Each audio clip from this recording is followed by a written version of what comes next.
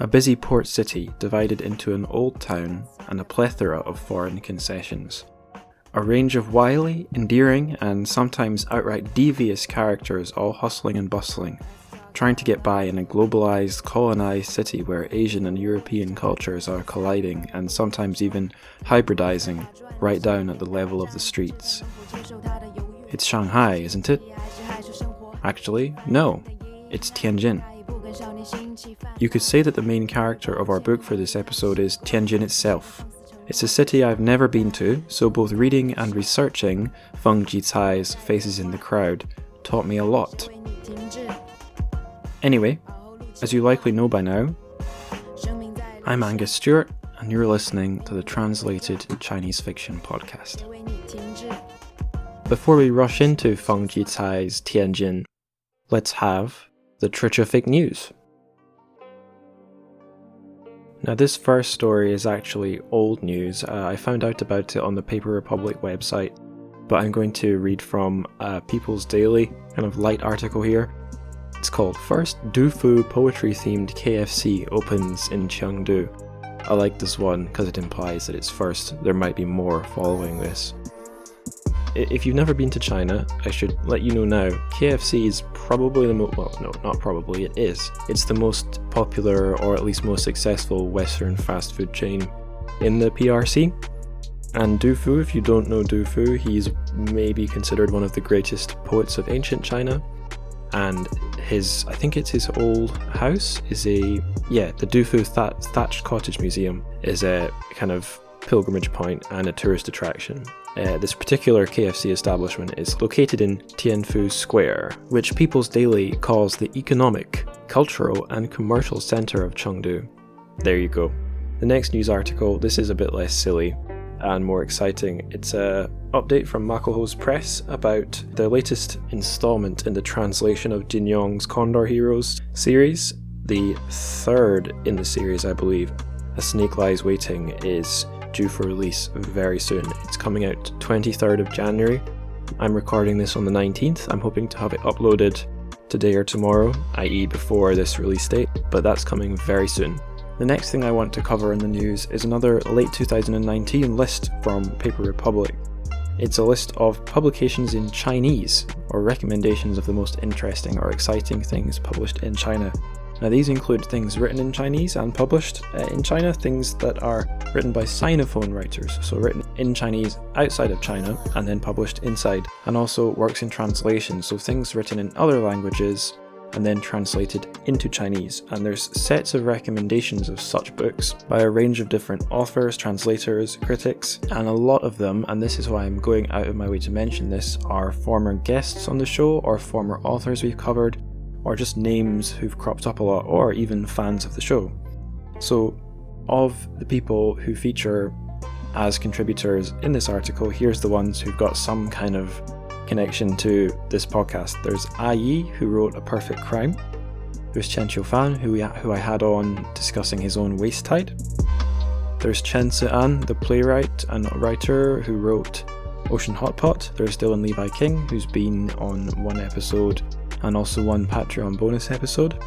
There's Feng Tang, who Michelle Dieter translated. She did his Beijing. Michelle was on the show talking about The Untouched Crime by Chen Zijin. Jeremy Tiang is also in this list.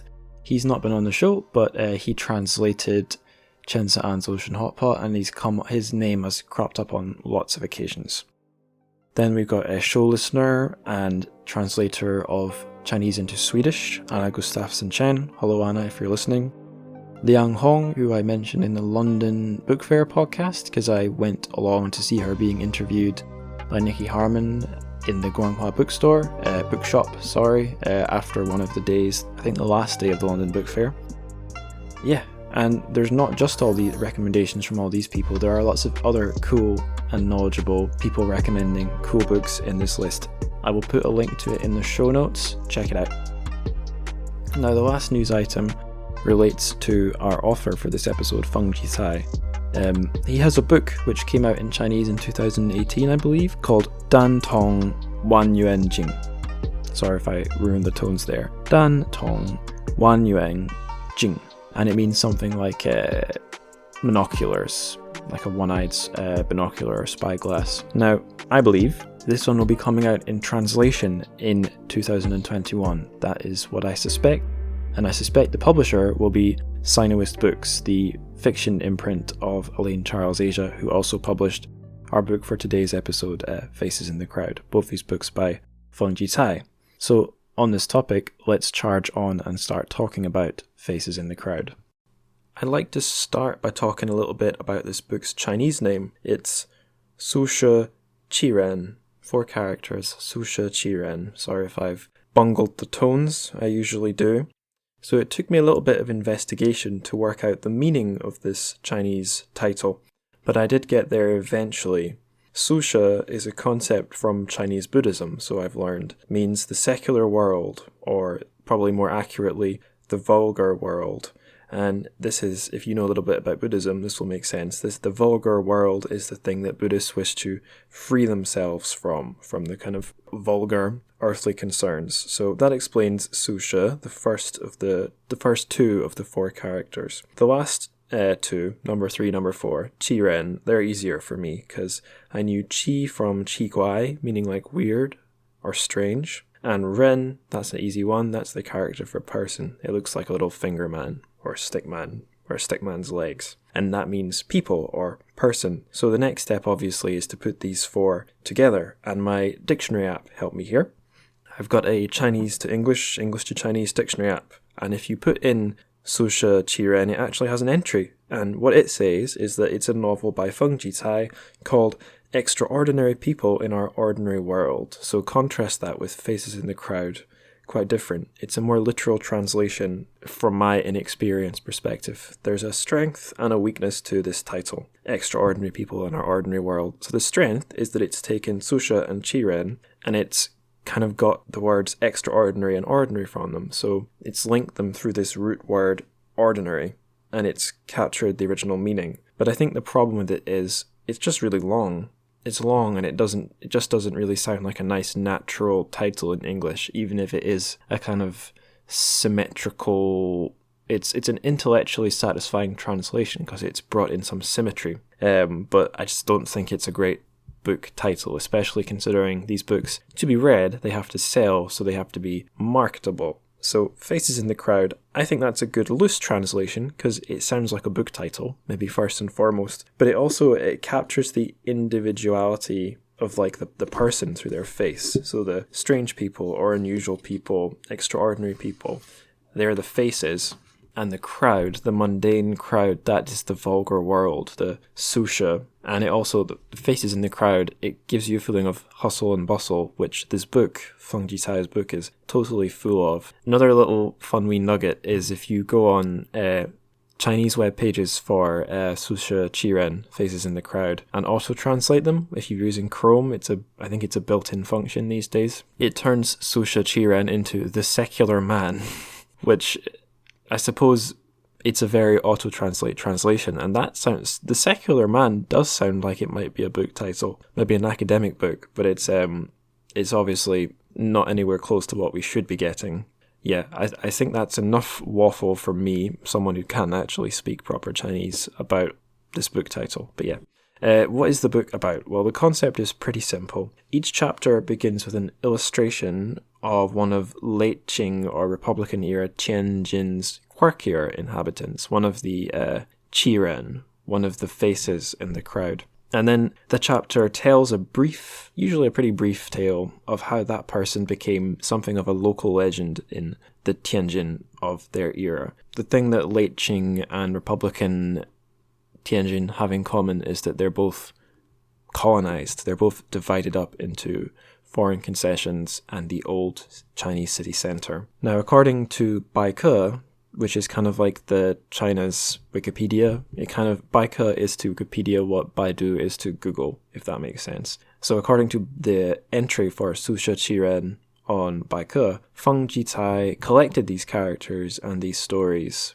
all the faces, from local legends that have been long circulating in Tianjin, and one of them, which relates to a certain snack called baozi, or a particular kind of baozi, I suppose it's a name or a word I'd heard of, but we'll talk more about that later in the episode. So there is a little bit more historical backgrounding I can give you. It's going to involve me reading an excerpt from the translator's note in the end matter of the book. The translator is Olivia Milburn. We'll hear a little bit more about her later on, but for now, I'm just going to read that excerpt, which sets the historical scene quite nicely. Okay, so here we go. In Faces in the Crowd, 36 Extraordinary Tales of Tianjin, Feng Jicai takes an unsentimental look at the inhabitants of the city in the late 19th and early 20th centuries, a time when this great port city was in fact composed of two entirely different communities, the inhabitants of the old walled Chinese city and the 9 foreign concessions located to the southeast. During this period, Tianjin people found themselves living at the sharp end of global capitalism and colonial greed, and the city was a battleground between the forces of conservatism and those who enthusiastically embraced this new world. These tales provide a sometimes charmingly picaresque, sometimes chilling and bleak look at the way in which the residents of Tianjin adapted themselves in the struggle to survive. I'll just interject here and say you'll see a lot of how this kind of hustle plays into the chapters, and you'll also see how dealing with the kind of foreign presence or influence, let's say, became part of life for these people. Interjection over, let's continue the quote. The world described in this book no longer exists. This is not just a matter of the amount of time that has passed, but also due to the physical destruction of the old walled city in the process of modernization and the relocation of the original inhabitants to concrete tower blocks far away from the places they used to live and work. Where old skills and old businesses survived, they are only a shadow of their former selves. However, as long as Feng Jicai's writings are read and loved, the Tianjin that he has spent his life trying to save will not have been entirely lost. So I won't explain them here, but a lot of the themes or topics that this little quote from the translators afterward touched on will re-emerge as we talk more about the book. I'll say that much for now. Now, I'd like to talk a wee bit about this translated edition that I'm reading, because it's actually not out yet. The publisher is Elaine Charles Asia's Sinoist Books imprint. That's their fiction imprint. Elaine Charles Asia publishes basically China books, mostly translated from Chinese. And Sinoist Books is a fairly recently launched imprint that is going to cover all of their fiction titles. So this book is coming out in print and as an ebook this March 2020. I've read the ebook, not the print book, and what I can say is the format of Feng's writing, it works really well on e-readers, in my case the Kindle. Basically, the format goes illustration, start of the chapter, main body of the chapter, next illustration, and so on. So it's really good no matter what size you've got your text at. It's just a nice little, somewhat light but engrossing thing to flick through. I suppose the advantage of the print copy would be that you could dip in and out wherever you like, random access to use the computing term, whereas in a Kindle you can get your random access by using the contents page menu, but it's more suited for going, A, B, C, D from the start to the end. But in any case, it's a very readable little book, and it's I guess to use another computing term, it's modular. You could kind of rearrange these chapters in any order. There's a feeling of the city that I suppose builds, and I do think Feng might have placed certain chapters in certain places. There's some heavier ones. Third last and the second last are pretty heavy, and they're followed by quite a light one. But I do think you could shuffle about these chapters, put them in any order, and the book would be, it might vary a bit from one shuffle to the other, but the book would kind of still be the same book. 90% would still be the same book, I would say. There's not a grand narrative, it's just lots of little snatches of life. So yeah, another thing I can say about this edition is that the cover art, or the cover image, is pretty cool. It's very different from the original Chinese, which is more of a standard, fairly standard literary Chinese book cover. AC have gone for like a sea of faces, but the one at the front, he's a bit different, just like the kind of quirky characters who dominate this book. He's got a little earring, he's got a little beard, one of these ones that is a moustache plus the bit that goes around your mouth. I don't know what the technical name is for that kind of facial hair. I most associate it with North American men of a certain age, usually the ones who are overweight, if you can picture that kind of facial hair. And then we've got a pair of what I only know as Morpheus glasses, Morpheus in the Matrix, little the dark ones that are very small, have your eyes and have no clips that go over your ears. So he's a pretty cool looking dude. The character on the front cover fits the quirky feel of the book as a whole. Now, the Chinese editions, the original editions of this book, they're an interesting case because there's been two. There was an edition in 2008 which had 18 chapters, obviously with 18 characters, 18 little qiren or faces. But in 2016, there was a new edition which doubled the number of characters to 36. And I didn't know that when I started reading, so I wasn't looking to see which one, if there was kind of two feels to the writing. But in retrospect, I would say it's not noticeable. I didn't get the feeling that the book was I didn't get the feel that it was a book of two halves in any way. It's perfectly seamless. And you'll have guessed from my analysis just there, the ACA Sinoist Books edition has all 36 chapters. It's not the 18, it's nothing trimmed out, it's all 36 of the qiren, the faces in the crowd. Now let's talk a little bit about the translator and the author. So as I mentioned before, our translator is Olivia Milburn, and outside of this episode, that is a name we've heard before on the show. If you're thinking, that rings a bell, but where from? And you're looking through the titles of the episodes and not seeing her name, that's because she was one of the two translators of Empires of Dust. We had the other co-translator, Christopher Payne, on as a guest for that one. This was on episode 14. But Olivia Milburn was a co-translator of that book, along with Christopher Payne. You could also remember, if you've got a very good memory, that the publisher of Empires of Dust was also Sinoist Books. So, yeah, that's why you're getting the little strange tingling in your brain, thinking, where did I hear that name before? Now, who is Olivia Milburn? I still haven't answered that question. Well, although this seems a bit cheap, I'm literally just going to read her Wikipedia entry, because I think it's great, and I think it is a particularly good read to give you a feel for why Olivia was drawn to, why she's drawn to the things she is drawn to, if that makes sense. Right, so I'm going to skip certain sections, but this is basically what you need to know about, or what the basics for who is our translator. Olivia Milburn is a sinologist, author, and literary translator who specializes in Chinese cultural history and in Chinese minority groups. So I'll interject here.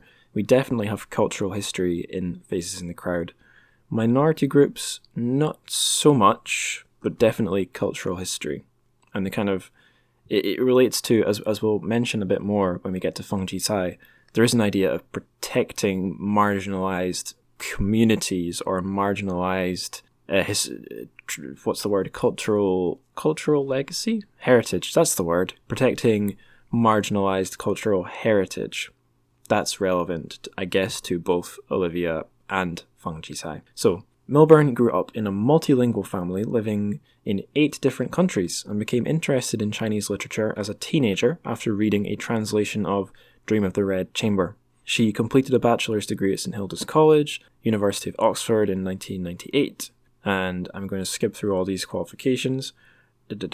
Contributions. Milburn has authored several books, including Cherishing Antiquity, the cultural construction of an ancient Chinese kingdom. So again, cherishing antiquity, protecting cultural heritage. There's a aligned interest there with Feng Jicai. Urbanization in early and medieval China. Gazetteers for the city of Suzhou. Urbanization that matches the urban concerns of Faces in the Crowd, and the spring and autumn annals of Master Yan. She's also a Chinese to English literary translator. Her translations include the best-selling novel Decoded by Mai Jia, co-translated with Christopher Payne, just like Empires of Dust was, which caught her attention because of a family connection. Her grandfather was a codebreaker in World War II, like the book's protagonist. Her translation has been praised for its tightly wrought aphorisms and for the classical beauty and elegant taste of the language. And there are little citations there if you want to know who gave these commendations. In 2018, Milburn's translation work was recognized by the Chinese government with a Special Book Award of China, which honors contributions to bridging cultures and fostering understanding. So another parallel here with Feng Jicai, as we'll hear, Mr. Feng he's received many awards and prestigious positions and so on from Chinese institutions and the government, so they're both recognized for their good work, I guess. Then there's a list of selected works and translations. I think we can skip those. So that's Olivia Milburn. Now, who is Feng Jicai? Well, I would say first and foremost, he's a very interesting and very accomplished person. He was born in 1942, which makes him 78 this year. As well as a writer and an artist, he's a cultural scholar and has campaigned to protect local traditional culture in China from erosion. Now I'm going to read a couple of other web pages here because they say what I want to say better than I can say it. The first is going to be a list of his positions that are listed on the website ChinaVitae.com. Then I'm going to read his bio from the Paper Republic website because it focuses on him as a man of literature, let's say. That focuses on his writing career rather than his other cultural work, which I guess is kind of going to be more summarized by his positions listed in China Vitae. So let's stop waffling and let's read those. Right, so here's what China Vitae says about Feng Jicai. Feng Jicai, male, Han nationality, is a native of Tianjin. He was born in 1942 and joined the China Association for Promoting Democracy in 1983. Feng began his career painting at the Tianjin Calligraphic and Painting Studio. In the 1970s, he taught at a Tianjin School for Arts and Handcraft Workers. After 1986, he became more prominently involved with writers' associations. That year, Feng was the vice chairman for the Tianjin Federation of Literary and Arts Circles. He also worked with the Tianjin branches of the Chinese Society for Study of Folk Literature and Art, as well as the Chinese Writers Association. In 1988, he became executive vice chairman of the 5th China Federation of Literary and Art Circles. He later served as the vice chairman of the 8th and 9th China Association for Promoting Democracy Central Committees. He was elected vice chairman of the 10th China Association for Promoting Democracy Central Committee in 1997, and we have other positions he's held. These are just the recent career data, not the complete ones, but so these start from 1986 and they're already pretty extensive. So vice chairman for the Chinese Writers Association of Tianjin, vice chairman of the Chinese Society for Study of Folk Literature and Art in Tianjin, editor-in-chief of Freeform on Literature, council member of the Chinese Writers Association from 1988, executive vice chairman of the China Federation of Literary and Art Circles, so I guess the central committee that we were talking about, that was the CPPCC. Now, if I am recalling correctly, this is what's often known as the kind of quasi-democratic rubber stamp, or one of the rubber stamping groups that go up to Beijing to approve things that the government are on the government's agenda. But it's a particularly interesting one because it tries to draw representatives from all across Chinese society, different ethnicities, different regions, different professions. So I guess what exactly the power someone has in the CPPCC is up for question, but it's certainly a prestigious thing to be a member of, and it's a recognition of your achievements. If I've got this drastically wrong, by the way, do contact me by social media or whatever means and give your feedback, and we can relay it to the listeners of the show. But yeah, continuing on through his list of achievements, in 1997, he was the vice chairman of the 8th China Association for... Oh, is it the same thing? I guess it's a higher position than just member of the CPPCC. Yeah. From 1998, another position, member of... so he went back from being vice chairman to a member. And then from 2001, Dean of the Tianjin University Feng Jicai Literature and Art Institute. And we will talk more about that later on in the episode, because the Feng Jicai Institute is particularly interesting, and it is something that you can look up on your map app, especially if you've got a Chinese map app. But yeah, we'll talk more about that in a sec. Now let's read his Paper Republic entry.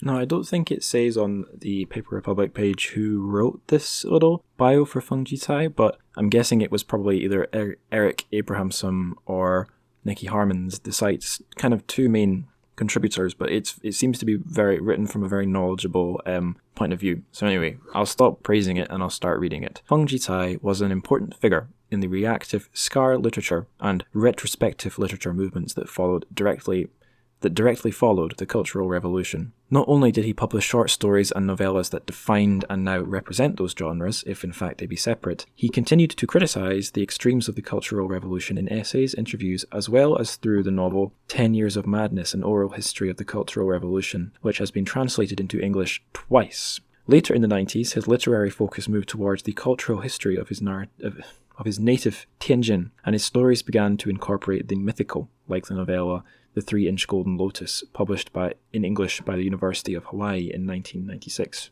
Of interest to academics are his letters to the critic Li Tuo, in which the two discuss the development of Chinese literature in the 80s and 90s. Feng Jicai's early stories, those which focused on the Cultural Revolution, might be described as scar literature with an artistic consciousness.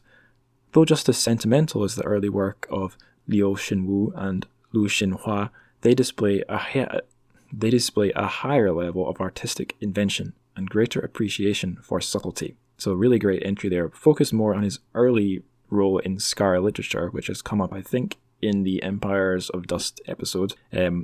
Didn't focus so much on his Tianjin work, but no problem, because that's what this episode is going to do.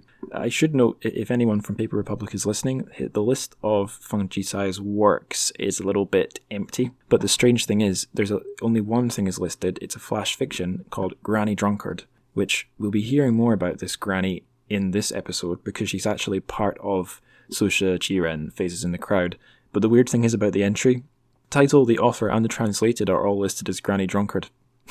Which is a bit strange. Something's gone wrong there. Now, let's talk about the Feng Jicai Institute, or its full name, the Feng Jicai Research Institute of Literature and Art. Now, what I wanted to bring up about this is my own research, quote unquote, and I found the best way to get information was actually using map apps, more specifically Google Maps and the Chinese map app that I have. Its English name is AMAP, its Chinese name is Gaode D2. The English name isn't really good for much, because whether you download this app from a Chinese or an international app store, the app actually only works in Chinese, so calling it AMAP doesn't do much for someone who can't read Chinese, so I'm just going to refer to it as Gaode D2 or Gaode.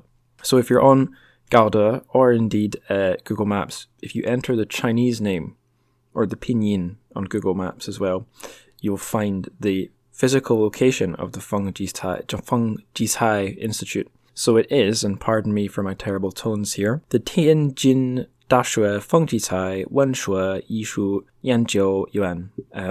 If my tones were so off you need a literal translation, it is the Tianjin University Feng Jicai Literature Art Studies Institute, or whatever the best direct translation of yuan here is. So yeah, once you're on it on Google Maps, you can see 360 images of like the kind of main outside entryway bit, which is, I won't try and describe it, but it's really beautiful, say that much. On Gaode, you get much more images, just normal 2D ones of the outside, and one of them has a list of, it's like a picture of the sign that lists all the kind of sub-institutes and departments in this institute, and that's really interesting. So I'm just going to bring up that image now and read off it, because it's bilingual, it has English and Chinese on it. Right, so just from top to bottom on this sign, the departments, or whatever they are called, within the Feng Jicai Institute are the China's Traditional Village Protection and Development Research Center, the Feng Jicai Folk Culture Foundation, the China Folk Art Heritage Protection and Research Center, the China Folk Woodblock New Year Prints Research Base, the Tianjin Dashu Art Gallery, and the Jumping Over the Dragon Gate Folk Art Museum. I don't know how many of these are open to the public. I'm guessing the last two are. So if you're anywhere near Tianjin, the Feng Jicai Institute is within the Tianjin University campus, and even the outside would be a nice place to visit. It's very pretty. So yeah, there's my tip to you. If you stay in or near or are visiting Tianjin and you want to do a literary pilgrimage to the Feng Jicai Institute, you can at least go up to the door and hopefully get into those two galleries. Now we've got a very special feature on the show, the marketing guy from Sinowist Books has provided me with 2 little audio readings of 2 of the chapters from Faces in the Crowd. So what I'm going to do is play each one, and then I'll give you my own kind of commentary on that chapter, and you guys can enjoy and see what you think. And if you want to give feedback or your thoughts on those, then please do, because it'll be handy for not just me, but also be interesting for Sinowist Books as well. So here's the first one. This is from the chapter called Boozing Granny, which is about a character called, guess what? Boozing Granny. 3. Boozing Granny. Bars come in all shapes and sizes, but the little tavern on Shoshan Street was one of the very lowest kind. There was no sign hung up on the street. In fact, it didn't even seem to have a name. There weren't any seats inside, and no snacks were sold at the bar. All they had there was 1 jar of wine. The people who went there to drink were all at the bottom of the ladder. Day labourers, rickshaw pullers, and coolies. Some of them might have a lump of savoury sausage clutched in one hand, or they might have a few 5-spice peanuts in a pocket. Coming through the door, they would order up an ounce or 2 of alcohol, which they would drink all by themselves propped up against the corner of the wall, or leaning against the windowsill. If it happened that a bunch of people turned up at the same time, they would take their bowls of wine outside and stand leaning against the tree. They would sip their wine and savour each drop, and that was just fine. This particular bar only sold one kind of wine, made from sweet potatoes, cheap and strong. The cats people kept as pets up and down Shoshan Road never got lost, because if they happened to run away, they could always find their way back by following the smell of the alcohol. This wine wasn't prized for its flavour, but for its kick. Sipping it was like sipping acid.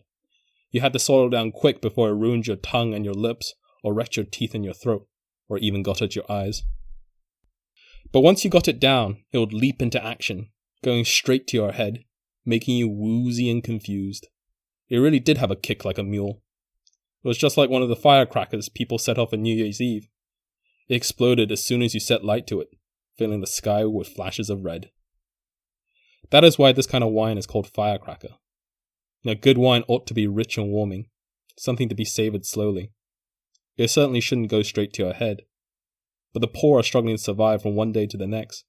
When they are bone-tired or depressed, why shouldn't they relax and cheer themselves up with a cheap bit of booze with some go to it that will make them feel all lightheaded and silly? One of the people who really let themselves go like this was Boozing Granny. Every afternoon, this one old woman would turn up at the tavern as regular as clockwork. Her clothes in rags like a beggar, her hair a complete bird's nest, and her face as black as soot. There was no one who knew what she really looked like, and no one who knew what she was really called. They just knew that she was always to be found drinking in this one bar, and so she was given the nickname Boozing Granny. When she came through the door, she always started by pulling out a small square bundle wrapped in a cotton handkerchief. When she opened that, there was a parcel wrapped in newspaper inside, and sometimes the newspaper was brand new, while other times it was old. Then, when she opened the paper parcel, there was yet another parcel this time done up in nice wrapping paper, as if there were a piece of jade jewellery inside or something. And when she opened the parcel done up in wrapping paper, there was a couple of coppers inside. She would plonk the money down in the bar, and the barkeeper would pour her usual 3/4 of a ball of firecracker. She would then grab the ball and, craning her neck, raise it to her lips, tipping the contents down her throat in a single flip, just like any other alcoholic. But once Granny got her 2 feet out of the door, she seems to be trying to move them in every direction at once. She would wobble off down the road, weaving from side to side, and then, when she'd gone about 100 steps, she hit a crossroads where there was traffic pounding back and forth, a place where accidents often happened. However, you wouldn't need to worry about Granny. She might seem completely sodden with drink, but every time she got to that crossroads, she'd suddenly come to her senses with a start. Then she seemed just like anyone else. You wouldn't have guessed that she had a drop to drink, and she'd cross the road safe and sound. This happened day after day, and nothing ever went wrong. The people up and down Shoshan Road loved to watch Boozing Granny's wandering steps as she moved about in an alcoholic stupor, wobbling and wavering, first twirling this way, and then twisting that, like a lotus leaf tossed in the wind. And then, when it was raining and she was soaked through, she looked like an umbrella slowly swirling down the road. But how could it be that boozing Granny always sobered up the moment she got to the crossroads?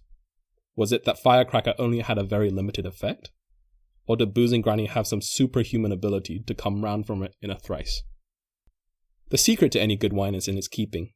The barkeeper was a right bastard, and he watered down his wine. Alcoholics might see the rest of the world through a glass, darkly, but when it comes to what they were tipping down their throats, they know exactly which end is up, and in this case, no one wanted to complain openly. He let them drink there, and that was enough. If the barkeeper was an asshole, then he would have to pay for it in other ways. Here, he was nearly at 60 without chick or child, so the chances were that he'd be the last of his family. But then one day, the barkeeper's wife started having strange cravings for hot and sour foods, and it turns out that she was pregnant. When the barkeeper went to offer prayers of thanks to the Buddha, he found himself making all kinds of resolutions, swearing that from now on he was going to turn over a new leaf, that he'd sell wine just as it was ordered, and he'd never water it down or swap it for ersatz ever again. And it was on this very day that boozing Granny went to her usual watering hole and went through the usual rigmarole of fishing out her bundle and opening up the parcel one layer at a time, then buying her wine, craning her neck as she raised the bowl to her lips. But this time, she was tipping real firecracker down her throat instead of the usual rubbish, and the real thing had plenty of quality to it. On this occasion, boozing Granny was reading before she even got at the bar. Today, she gave a very fine show of wobbling and weaving as she walked down the road. Her arms would be heading off to the left, while her legs would be going right. And the more she whirled about, the faster she went. To begin with, she was moving like a bird caught in an updraft, but by the end, she was wheeling about like a black whirlwind. The people on Shoshan Road were watching in alarm and puzzlement, but they didn't have much time to think about it. Boozing Granny was already at the crossroads, and she hadn't sobered up at all. She just went charging into traffic on the highway without a second thought, and you can imagine what happened next. After that, boozing Granny was never seen on the street again. However, it would happen from time to time that the other regulars in the little bar would mention her. They agreed that she was a real drinker. She would just swallow her wine without a single thought about snacks, and she would knock it back in a single gulp. She couldn't care less about anything else. She just wanted to feel the fire of the alcohol. She also wasn't interested in interfering with other people in the tavern, and she never gossiped. She would pay her money and drink her wine, and having drunk it, she would leave. She never, ever ran a tab. A real drinker enjoys the drinking and doesn't disturb anyone else in the process. When the barkeeper heard that, he suddenly remembered that the day boozing Granny had her accident was the day that he didn't cut the wine in her bowl. It was all his own fault. It was very confusing for him. Sometimes, it is not at all clear what the right thing to do is. Was he wrong to have cheated his customers? Was he wrong to have started giving them the real thing? Could it be that for decades he'd been selling cheap and nasty ersatz wine without any problem, and everyone had been drinking it up happily? But the moment he gave them the proper stuff, they got themselves into such terrible trouble. When the barkeeper went to offer prayers of thanks to the Buddha, he found himself making all kinds of resolutions, swearing that from now on he was going to turn over a new leaf, that he'd sell wine just as it was ordered, and he'd never water it or swap it for ersatz again. So I really enjoyed Boozing Granny, this chapter, and it was actually me who suggested that this one be on the show. It's got the humour, the darkness, the poverty, I guess deprivation, and the borderline criminal hustling, and the tragedy that is all kind of spread across faces in the crowd. So the character Boozing Granny, it's to me at least, it's kind of inherently funny, but of course it's a story of alcoholism, which is not a good thing. I think we can agree alcoholism is not a good thing. We have the barman himself hustling, watering down the drinks, but then ironically finding that maybe that was a good thing for Boozing Granny, watering down her drinks. There's the darkness of her death. I think she's not the only character in Faces in the Crowd who gets run over and killed by being run over. I guess increased traffic would have been a thing in this historical period. The second thing I have to say about the story that helps it stand out is that I believe there are only 3 of the 36 chapters are on women. There's another chapter on a couple of Boxer Rebellion leaders of the Red Lanterns, who are female, and I believe there's a chapter on a female character who has some problems with fashionable haircuts. She changes up her style and it causes her some problems. Everything else is men. So that is, whether or not you think that is inherently a bad thing is your subjective position, but it is a thing to be aware of going into the book. Although we've chosen Boozing Granny here, she represents, as a woman, she is 1/12 of the chapters. She's 3 out of 36. Just checking my maths. Yes, that's correct, 1/12. Our second chapter is, well, I've got it marked as Cloud Belvedere. Let me check what the actual chapter name is. Oh yeah, it's what my first guess would have been. It's The Master of Cloud Belvedere. So without further ado, let's hear about the Master of Cloud Belvedere.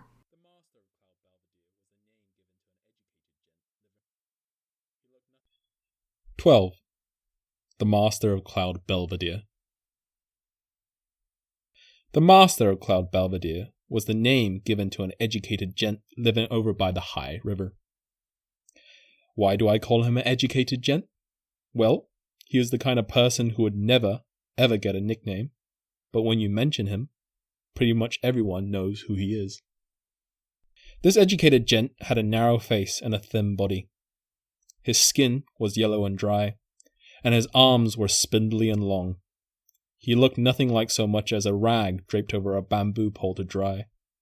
However, you can't judge by appearances. He was a competent painter and a calligrapher, in addition to which he could carve a beautiful seal.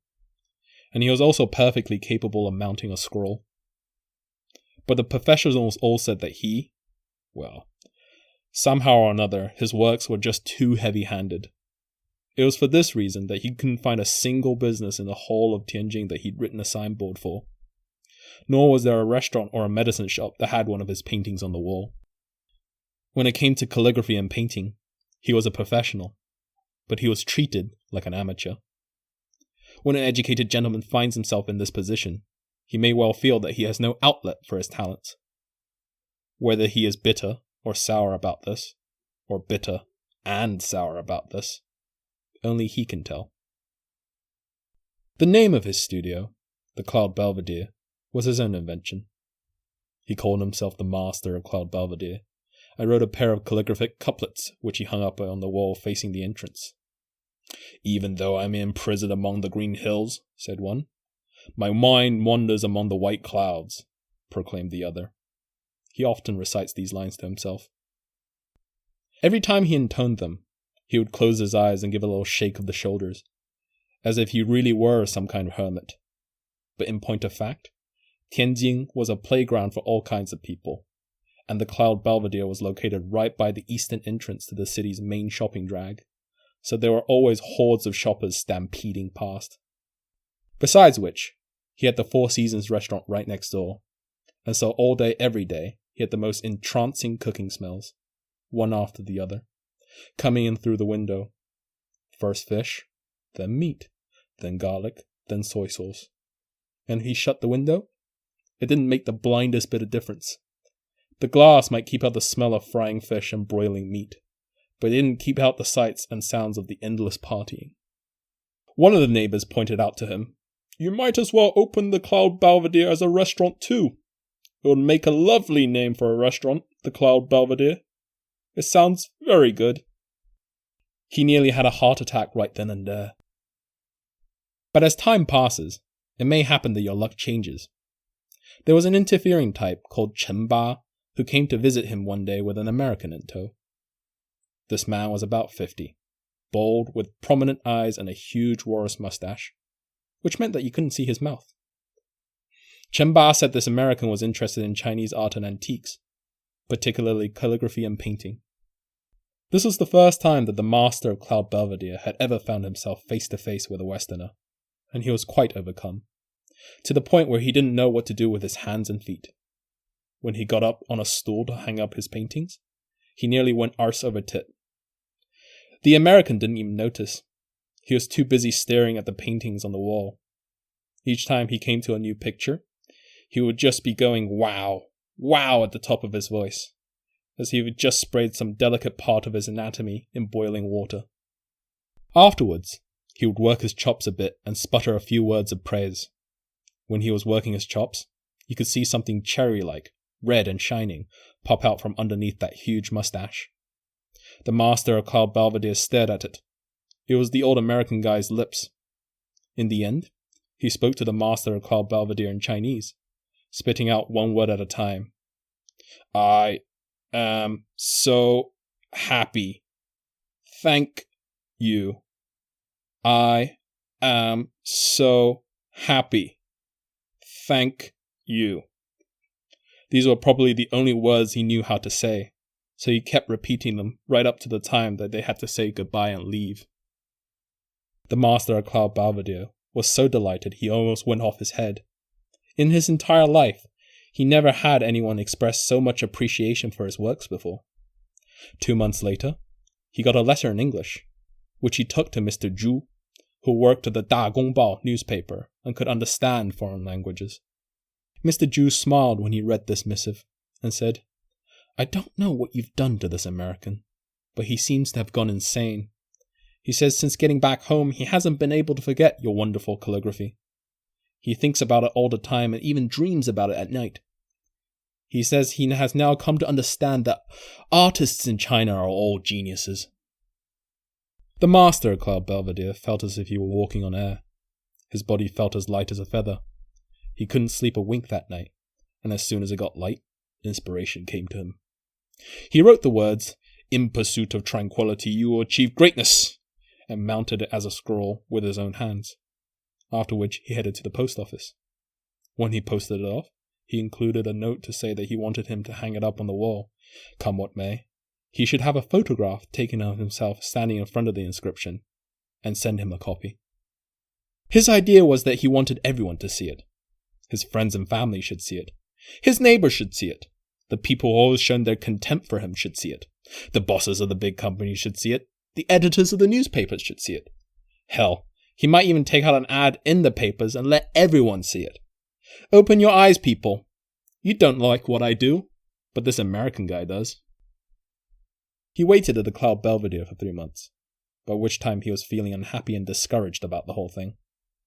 Finally, a letter arrived with foreign writing on the outside. He quickly ripped it open and took out the letter. It was all in foreign language and he didn't understand a word. There wasn't a photograph. He took up the envelope again. The photograph was inside. He picked up the photograph and looked at it, feeling awkward, as if there was something not quite right. When he looked carefully, he was stunned. The American guy was standing in front of his calligraphy, but it was the wrong way up. He'd hung it upside down. So another quite funny story there. Most of the stories are at least a little bit funny. Some are more outright comic or slapstick than others. I think this point in the story, or in the book rather, does kind of stand out because it's the first point where you really feel the presence of foreigners, and I believe it's the first place where a foreign character shows up. And immediately you've got this foreigner existing in a business relationship and a cultural relationship with this Chinese artist and with the wider community or society. I think society is a better word than community, personally. I think the word community is overused, but that's beside the point. So the foreign presence is economic, it's cultural, there's cross-cultural appreciation, cross-cultural misunderstanding that goes hand in hand with that appreciation, and maybe some other ideas about what's culturally good, what's culturally bad, or what's culturally worth valuable and what's culturally less valuable. And it ends up being affected by the colonial, or at least the foreign presence, and the buying and selling of goods. And also the language barrier, it also gets in the way. Interesting. We do see in the whole book, there's a lot of the Tianjin people, the Chinese people who are buying and using and discussing goods from abroad, goods brought in by Westerners. But this story is an example of the opposite. Maybe a more rare example, maybe the only example of a Westerner enjoying, being fascinated by, in this case completely largely misunderstanding the specifically Chinese product that he has picked up. Interesting, I think. Also, making fun of Americans. I'm always in favour of that. Now, another wee fun thing that the marketing guy from Sino's Books pointed me towards was a little WeChat article, certainly a little article in Chinese about an event that was held for or in honour of Feng Jicai and his book, Faces in the Crowd. Bearing in mind the original Chinese title is Su Shi Qi Ren, where basically his publisher, I believe, they produced some little clay figures, is it Nieren? I have forgotten. Let's just call them little clay figures of 7 of the characters of the book. And the last one is a particular favourite of mine. It's a Baozi salesman, and it's not just any old Baozi that this character is selling. It's Gobuli Baozi. I don't know what the tones are. I don't know why I'm trying to just pull them out of the air, but Gobuli Baozi, you might have heard of those if you spent time in China or know a little bit about Chinese food. And there's a chapter in Faces in the Crowd which tells the origin story of Gobuli Baozi. That's going to be our word of the day. Gobuli, literally translated, means dog ignores you. Olivia Milburn drops the dog character. I wonder if it's to get rid of the popular foreign connection drawn between like dogs and meat, possibly. She just translates it as he just ignores you, Baozi. And the reason for that is, long story short, the Baozi salesman who invented this style, his shop was so popular and so busy, he would often not really acknowledge customers. He'd just take the money and dish out the Baozi. So people would say, he just ignores you, or I think the Go came from a mispronunciation of his surname Gao, according to other legends. But the reason I want to go into particular depth in this is I found a couple really interesting pieces of writing on Gobuli Baozi and its origins, which mostly match up with the story in Faces in the Crowd. One's an article, a blog, on the kind of lineage of that original Gobuli Baozi restaurant and the one that exists in Tianjin today. And the other one, I call it a piece of writing that's a bit of an aggrandizement. It's just the Wikipedia article, but there's interesting stories there. So I'm just going to open up, first of all, the blog, and I'm going to summarize its contents. Okay, I'm going to skim read this article for you guys. So, on 5th November 2011, China published its 3rd National Intangible Heritage List.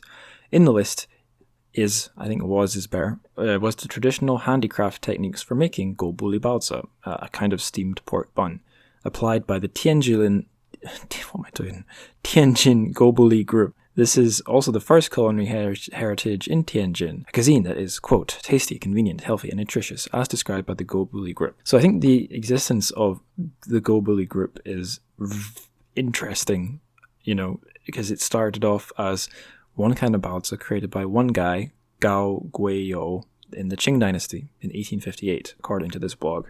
And the origin is something like this. Legends say that the founder Gao was often nicknamed Dog. Remember, that's pronounced Go in Mandarin. And eventually went to Tianjin to apprentice in a steamed bun shop and later opened his own shop. Over time, people started calling him Gobuli, meaning dog doesn't pay attention. Open brackets to his customers, close brackets, or if we're being very literal, dog ignore. Now here's milestones in the history of Gobuli according to this blog. In 1988, Gobuli expanded into a high-profile restaurant. In 1992, the Gobuli Group was officially founded. Notice how these kind of fall in the reform and opening period of the 80s and then continuing into the 90s. And in 2005, another traditional enterprise, Tongren Tang, bought over Gobuli with 106 million RMB and founded Gobuli Co. Limited. Notice how this is just escalating ridiculously. In 2011, traditional Gobuli handcraft techniques were listed as one of China's national intangible cultural heritages. What a mouthful that phrase is. I kind of hate it. At least it just accurately describes what it's talking about. In 2015, Gobuli went IPO, and its Singapore franchise opened in February. So we literally have a history of strategic corporate expansion of dog ignores you, baozi steamed pork buns. It now has a large international enterprise that owns hotels, restaurants, food stalls, and over 70 domestic and international franchised restaurants. Its businesses also include frozen food production and retailing, logistics, and cooking schools. And then the blog goes on to talk about the Gobuli Group's main restaurant, which I think is in the original location of the first shop, I think. Maybe it's not. So what have we got here? Gobuli changed its restaurant image a lot. Bright modern dining halls replaced the original antique traditional Chinese furnishings, citing the need to be internationalized and to appeal to the young. Gobuli also changed its source of ingredients, now using imported flour made by Australian and Canadian wheat.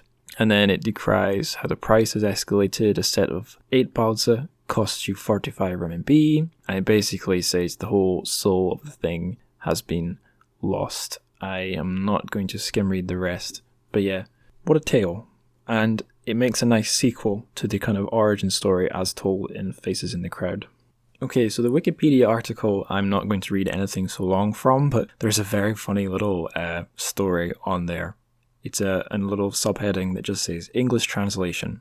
In 2008, in anticipation of the 2008 Summer Olympics, which were to be held in Beijing, Gobuli decided to adopt an English name, this being the Gobuli Limited Corporation or whatever.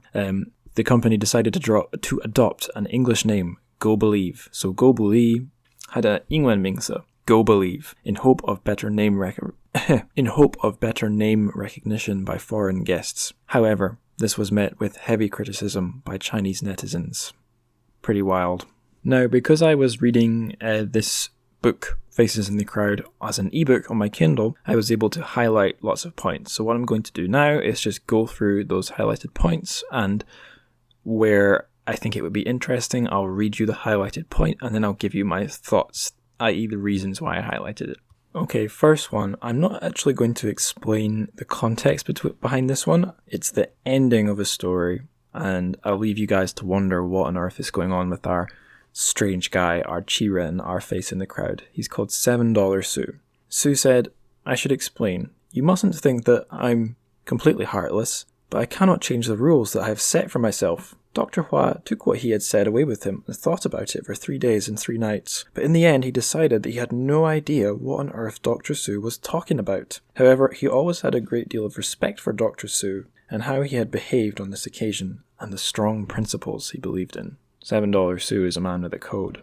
Do I have any thoughts here? Not really, but $7 Sue is one of my favourite characters in this book. Okay, this is just the nightmare situation where a talking bird says something completely inappropriate. Again, not going to give you the complete context, not going to give you my deep analysis, just going to read it and let you enjoy it. Everyone laughed at that. However, the mynah bird had caught the title of Viceroy and now it suddenly flapped its wings, fluffing up the black feathers all over its body. Then it spoke in a loud and crystal clear, furious voice. The Viceroy is an absolute bastard! Everyone in the room froze. What I do remember in this section is everyone in the room is Han Chinese except the Viceroy. He is a Manchu governor.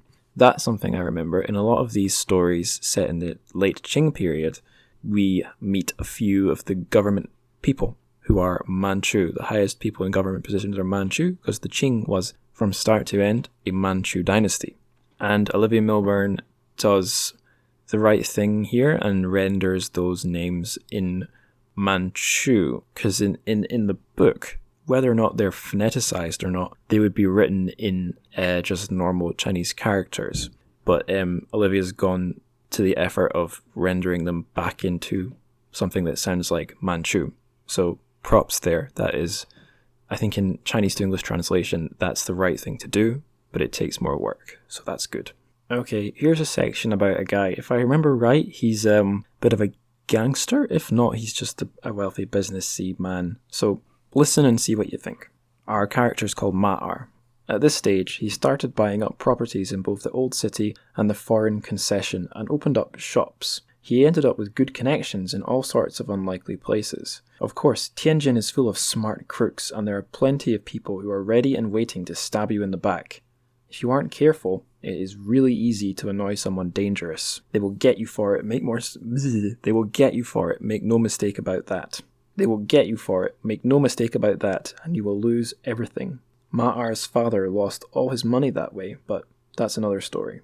This is about Ma'ar. So, remember I mentioned before there's a lot of hustling, and there's, like Olivia Milburn said, this is a city living at the sharp end of newly spreading Western colonial market capitalism madness. And it's not presented overtly critically in the book, but it permeates the whole thing. The hustle, scrapping to survive by whatever means you can. Okay? Remember I said at the start of the episode, I kind of teased you and made you think I was talking about Shanghai, but it was actually Tianjin. So both of those cities in the same era were divided up by the foreign powers. They were both port cities. They both had Western culture and Chinese culture, Western people, Chinese people side by side. I think they both had Japanese concessions as well. But here's a section, this is at the start of the Gobuli Baozi chapter called He Just Ignores You, that goes into maybe the key divide between Tianjin people and Shanghai people. So here we go. Enjoy. Tianjin people like to talk about food, and they like to talk about entertainments, but they couldn't care less about clothes. If you want to talk about who's wearing what, then find someone from Shanghai. In Shanghai, they care about your appearance, but Tianjin people care about the finer things in life. Having enough to eat is the most important thing in life. As Tianjin people are wont to say, you wear clothes for other people to look at, but food you eat for yourself. On the other hand, Shanghai people say that wearing silk, twill, gauze, brocade and satin is all to make yourself beautiful, but that eating fine foods is just showing off. A Tianjin person would reply, have you ever seen a dog pass up a meat bun? Who is it impressing by eating that? The only one who enjoys the experience is the dog itself. The food and entertainments favoured by the inhabitants of Tianjin are not expensive at all. It is a matter of eating your fill and having as much fun as possible. Tianjin people like to eat 3 particular snack foods: 18th Street fried sesame twists, earlobe bread beans stuffed rice cakes, and He Just Ignores You steamed buns. Those are the Gobuli Baozi. So that bit at the end there with the translation of snack names, as I understand it, this can be a pretty tricky thing for translators, and it's tricky because there are lots of ways to do it, and the debate about what is the best way to do it is, you could say, philosophical. There's not necessarily one ready-made answer. But going on off of what I said there about how this was maybe a big divide between, or an example of the big divide or differences between Tianjin and Shanghai, based on what Chinese friends have told me, and Western friends and foreign friends who've seen a lot of China, the kind of down-to-earth approach of the Tianjin people versus the more socialite, social climber, pretentious attitude of Shanghai. I've been told that this is maybe, or it matches what I've been told about differences between northern China and southern China, because Shanghai is relatively south, Tianjin's relatively north. But if you've got thoughts on that and you think I'm wrong or missing the point, do contact me via the social media that I'm going to list at the end of the episode, and we can talk about Baozi or whatever. So yeah, that's that little point. Okay, last thing. This is from the author's note that comes in the end matter, I think before the translator's note, but the two are side by side anyway. So this is Feng Jicai talking about illustration, because the illustrations in this book are by him. I don't know if I mentioned that before. All the illustrations in Faces in the Crowd are Feng Jicai illustrating his own characters and his own work. So, quote from him starts here. On the other hand, there are some authors who really care about the appearance of their books, the artistic qualities, such as the great Chinese novelist Lu Xun. Even though he did not know how to draw himself, he still designed the covers of many of the books that he wrote or edited. Even if you only consider the binding, Lu Xun's designs are most tasteful and elegant, with an aesthetically pleasing quality to them. And this follows, quote ends there, this follows discussion about other non-Chinese authors who illustrated their work, Hugo, Thackeray, Mayakovsky, Pushkin, Lermontov. So I think it's interesting here that as well as Western European writers, he's also citing Russian writers. And it's a thing I've noticed, I guess, across this podcast, is that the influence of Russian literature on Chinese literature is significant. So the European influences aren't all Western European. A lot of it is Russian or further down the road, maybe Soviet, but certainly maybe more classic Russian from what I've gathered. It's interesting because I think that influence isn't necessarily there on a lot of the Anglosphere. Again, if you think I'm off the point there or getting something just drastically wrong, do write in, give feedback, help me correct my thoughts. And on that note, I think it is about time to do the plugs and end the episode, wrap it all up. So, first things first, if you didn't already know, there is now a Facebook page and a Facebook discussion group for the show. Those have been growing a little bit, so I'd like to see if they can grow some more, and if discussions not started by me happen in the discussion group. So if you want to talk to other fans about the show, if you have a thought that you don't just want to really relay off of me, join the group, post it in there. Outside of Facebook, I've been adding show episodes to YouTube and to Himalaya. And YouTube, it's particularly fun because I've been making thumbnail previews. I don't know if you've seen how lots of YouTubers have like clickbaity thumbnails that they put on their videos to attract viewers. I've been making fun ones for the show. So if you want to see my definitely amazing Photoshop skills, head over to YouTube and listen to the show there. Himalaya. Now, if you haven't heard of Himalaya, that is the biggest Chinese podcasting platform. And I've been putting episodes up there parallel to the uploads to SoundCloud for the benefit of people who want to listen to the show inside the PRC. Because you can listen to Himalaya anywhere. You don't have to be inside China to listen to it.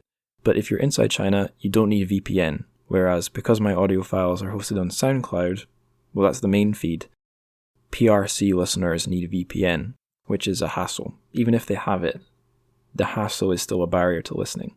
So if you're in the PRC, or if you have friends who are and want to listen to the show, Himalaya is, to be honest, your best option. Just search for the Translated Chinese Fiction podcast. It should show up. If it's not working, there are links to it on my Twitter, which, by the way, is @AngusLikesWords. That's a great place to get advance info about the show, or to talk to me, or just to see what is on my mind. Mostly nonsense, but occasionally there's something interesting. If you are an Instagram user, the show has an Instagram platform. It is @TrChFic, Why am I brain farting this? TrChFic, TrChFic. Yes, that is also a great place to get advance info about the show and contact me and give feedback. If you want to support the show financially, help me cover hosting fees and what's not, there are two places. There's Buy Me a Coffee, where you can give a one-off contribution and fund my, well, not really coffee habit these days, but bus taking habit, donut buying habit occasionally. And there's Patreon, where you can give a monthly contribution and access bonus content that I make for the show. There are some bonus shows, some long, some short, and there is now, I've put up the show notes that I use to record my IE episode as well. If those things interest you, they're all there on the Patreon. But don't forget, the very best way to support the show, in my opinion, is by spreading word about it. If you have friends who might be interested in listening, tell them. Tell your family too if they might be interested. Tell your local Gobuli Balza vendor. Tell your boozing granny. Or if your granny doesn't booze, tell your normal granny, your non-boozing granny. Another thing I'll say, because I haven't said it for a while, is if you'd like to be on the show, if you'd like to chat with me whilst being recorded about any translated Chinese story that you like, please get in touch. You're welcome on the show. It is not supposed to be a big brain, super serious, super intellectual, prestigious guests only show. We've had cool guests, but that is not because I only accept geniuses onto the show. You don't all have to be as expert as Chen Fan, Xia Jia, or Nicky Harmon, or Dylan Levi King to be on the show. I'm not particularly smart. You can be as dumb as me to be on the show. It's fine. I don't know if I can restate this enough without boring you all to death, but please do get in touch. And if you'd like to talk about a Chinese story you like and not be recorded for the show and have it be totally private, I like talking to listeners, I like talking to fans, so please do get in touch. that's all I've got to say. So until you tune in or download or stream another episode, 再见。